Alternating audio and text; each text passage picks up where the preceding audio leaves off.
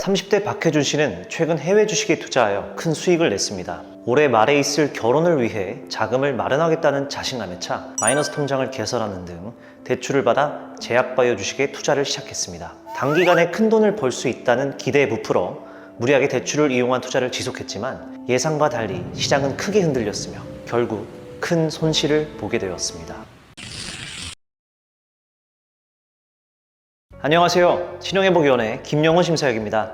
박혜준 씨의 사례 어떠셨나요? 남일같이 느껴지지 않는 것이 사실입니다. 주변의 지인분들이나 위원회에 내방하시는 분들 중 위 사례와 같이 뼈아픈 경험을 호소하시는 분들이 정말 많습니다. 오늘은 투자 위험이 무엇인지 알아보고 투자 위험 유형에는 어떠한 것들이 있는지, 이러한 투자 위험을 피하기 위해선 어떠한 방법이 있는지 구체적으로 알아보겠습니다. 개인에게 원치 않는 상황이나 사건이 발생하면서 초래될 수 있는 경제적 위험을 우리는 개인 위험이라고 합니다. 개인 위험은 크게 순수 위험과 투자 위험으로 나뉘어지는데, 순수 위험은 질병이나 사고로 사망하는 등 가계 소득이 감소하거나 추가적 비용이 발생하는 경우, 산불 등의 재난으로 재산에 직접적으로 손실을 입거나 간접적으로 소득 활동을 하지 못하게 되는 것들을 말합니다. 이와 달리 투자 위험은 경제적 어려움을 야기하는 위험 중 자산을 운용하면서 발생할 수 있는 자산 가치의 하락이나 수익률 저하 등을 말합니다. 투자 세계에 아주 유명한 말이 있죠. 하이 리스크, 하이 리턴. 위험을 선호하는 사람들은 앞에 있는 하이 리스크보단 뒤에 있는 하이 리턴에 주목하게 되는데, 이러한 성향으로 인해 우리는 조바심을 내며 다양한 위험에 빠지게 되고 결국 투자 실패로 인한 빚만 남게 됩니다. 하이 리턴이 바로 수익이 아니라 채무일 수 있다는 거죠. 대표적인 투자 위험에는 시장 위험, 이자율 위험, 인플레이션 위험, 유동성 위험, 투자자의 성향에 따른 심리적 위험이 있습니다. 시장 위험은 시장 상황의 변화와 관련된 투자 위험으로 경제 호황이나 불황기냐에 따라 투자의 대안이 달라지며, 어떤 경우에는 경제 상황과 상관없이 정치적, 사회적 여건이 수익률에 영향을 미치기도 합니다. 이번에 미국 트럼프 대통령의 상호 관세 정책이 그러한 예로 볼 수 있죠. 이자율 위험은 자본시장의 이자율이 변함에 따라 발생하는 위험으로, 대표적으로 채권 투자 시 이자율 위험의 발생 가능성이 높습니다. 채권은 3년 이상의 장기적인 투자 기간을 갖게 되는데, 채권을 구입한 시점의 이자율보다 이자율이 상승하게 될 경우 이자율 위험이 발생합니다. 인플레이션 위험은 물가 위험이라고도 하는데, 쉽게 말해 내가 가진 돈의 이자 수익률보다 물가가 빠르게 상승하여 구매력이 떨어지는 것을 말합니다. 2020년 코로나19 발생 이후 물가가 급격히 증가하며 구매력이 떨어진 현재 상황이 그 예로 볼 수 있습니다.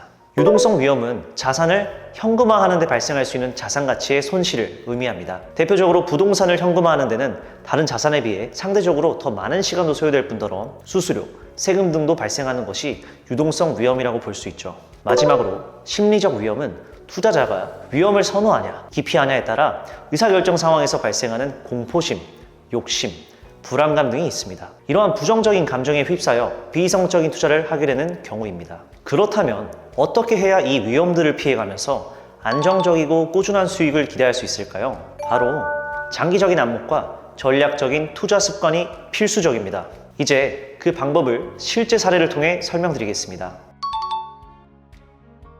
미국의 투자회사 버크셔 해서웨이의 최고 경영자인 워렌 버핏은 1988년에 코카콜라 주식을 사서 지금까지 거의 팔지 않았습니다. 그는 코카콜라가 가진 브랜드 가치와 글로벌 경쟁력을 보고 오래 가져가면 성공할 것이라 확신했죠. 그 결과 지금까지 배당을 받고 있으며 수익률은 수천 %에 달합니다. 마치 이 기업은 얼마야 라고 소리치는 주식시장의 단기 등락이 아니라 기업의 비전과 시간에 집중한 대표적인 사례입니다. 투자의 세계엔 단기 수익보다 더 큰 보상이 존재합니다. 바로 복리입니다. 만약 매년 10%의 수익률로 1,000만 원을 투자한다면 20년 후에는 어떻게 될까요? 1년 후에는 1,100만 원, 5년 후 1,610만 원, 10년 후 2,590만 원, 마지막으로 20년 후에는 무려 6,720만 원이 됩니다. 추가적인 투자 없이도 원금의 7배 가까이 증가했습니다. 참고로 워렌 버핏의 자산 대부분은 50세 이후로 불어나기 시작했습니다. 그가 꾸준히 오랜 시간 투자했기 때문이죠. 간혹 주변에서 나 이번에 주식으로 50% 벌었어, 이런 얘기 들어보셨을 텐데요. 배 아파하시거나 휘둘리실 필요가 전혀 없습니다. 총 자산의 50%가 아니라 단기 투자금에 내가 투자한 일부 금액의 50% 수익이기 때문이죠. 복리의 열매는 인내하는 자에게만 주어진다는 사실 잊지 마세요. 2000년대 초 닷컴 버블 자산 시장 붕괴로 많은 사람들이 기술주에 올인했다가 큰 손실을 보았습니다. 하지만 당시에도 기술주에만 집중하지 않고 헬스케어, 소비재, 금, 채권 등 분산 투자하신 분들은 타격을 피했습니다. 다양한 자산군에 투자하는 건 위기 속에서 자산을 지키는 방패가 됩니다. 2020년 3월 코로나19로 인해 세계 증시가 폭락했죠. 그때의 공포를 아직도 잊을 수가 없습니다. 순식간에 증시가 십수년 퇴보하면서 공포를 견디지 못한 개미 투자자들은 시장을 떠나버렸습니다. 그리고 이후에 온 폭등장에서 기회를 놓치게 되었죠. 반면 방대한 정보 속에서도 흔들리지 않고 장기 전략을 지킨 사람들, 예를 들어 매달 자동이체로 ETF를 매수한 투자자들은 2021년부터 엄청난 회복과 역대급 수익률을 볼 수 있었습니다. 감정은 순간이지만 전략은 영원하다.